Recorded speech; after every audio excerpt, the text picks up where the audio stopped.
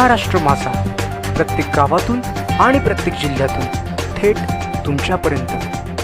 अलिबागच्या विकासाचे vision document शासन दरबारी ॲडव्होकेट अंकित बंगेरा यांचा 7 महत्त्वाच्या प्रकल्पांसाठी पाठपुरावा।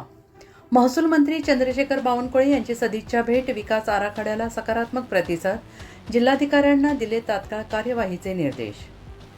अलिबाग शहराच्या विकासाला दीर्घकालीन दिशा देण्याच्या उद्देशाने नगरसेवक ॲडव्होकेट अंकित बंगेरा यांनी आज महसूल मंत्री चंद्रशेखर बावनकुळे यांची सदिच्छा भेट घेत अलिबागच्या सर्वांगीण विकासासाठी तयार केलेले एक प्रकारचे व्हिजन डॉक्युमेंट शासन दरबारी सादर केले। शहराच्या भविष्यातील गरजा लक्षात घेऊन पर्यटन, सांस्कृतिक सुविधा, ऐतिहासिक वारसा संवर्धन, पुनर्विकास, वाहतूक व्यवस्था आणि कायदा सुव्यवस्था अशा विविध क्षेत्रातील 7 महत्त्वाच्या विकास प्रकल्पांचा समावेश असलेल्या या निवेदनाची मंत्र्यांनी सकारात्मक दखल घेत तातडीनं कार्यवाहीचे निर्देश रायगड जिल्हाधिकाऱ्यांनी दिल्याची माहिती ॲडव्होकेट अंकित यांनी दिली आहे।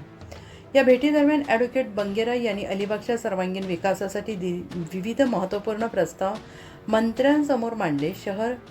धरण शहरात सांस्कृतिक उपक्रमांना चालना मिळावी, नाट्यप्रयोग, संगीत, कला आणि साहित्य कार्यक्रमांसाठी आधुनिक आणि सुसज्ज मिनी थिएटर उभारण्यात यावे अशी मागणी त्यांनी केली।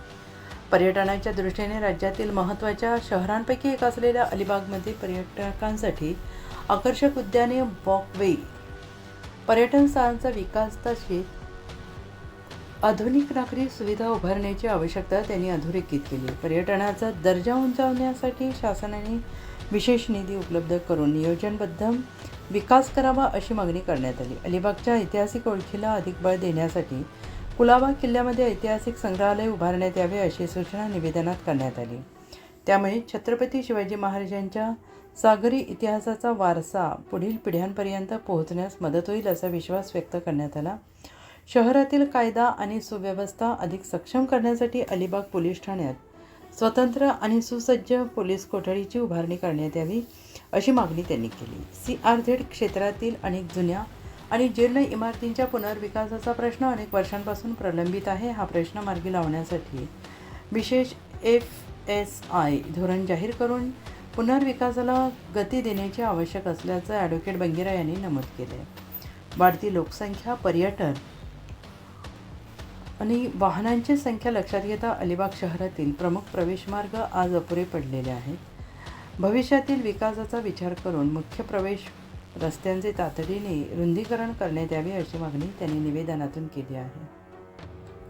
महसूल मंत्री चंद्रशेखर बावनकुळे यांनी सर्व प्रस्तावांची सकारात्मक दखल घेत निवेदनावर अनुकूल शेरा नोंदवला। तसेच आवश्यक कार्यवाहीसाठी संबंधित विभाग आणि रायगड जिल्हाधिकाऱ्यांना निर्देश देण्यात येतील असे त्यांनी स्पष्ट केले। यावेळी ॲडव्होकेट अंकित बंगेरा यांनी अलिबागचा विकास केवळ तात्पुरत्या उपाययोजनांवर नव्हे तर दीर्घकालीन नियोजनावर आधारित व्हावा यासाठी शासन स्तरावर सातत्यानं पाठपुरावा सुरू राहील अशी भूमिका व्यक्त केली। अलिबागच्या भविष्यातील गरजा लक्षात घेऊन शहरातील आधुनिक पर्यटनाभिमुख आणि अधिक सक्षम बनवण्यासाठी आपण यापुढे प्रयत्नशील राहणार असल्याचा विश्वास त्यांनी व्यक्त केला। महाराष्ट्र माझासाठी जगदीश तगडे, अलिबाग। महाराष्ट्र माझाला सबस्क्राईब करा आणि बाजूचा बेल आयकॉन प्रेस करून मिळवा आपल्या परिसरातील ठळक आणि ताज्या घडामोडी।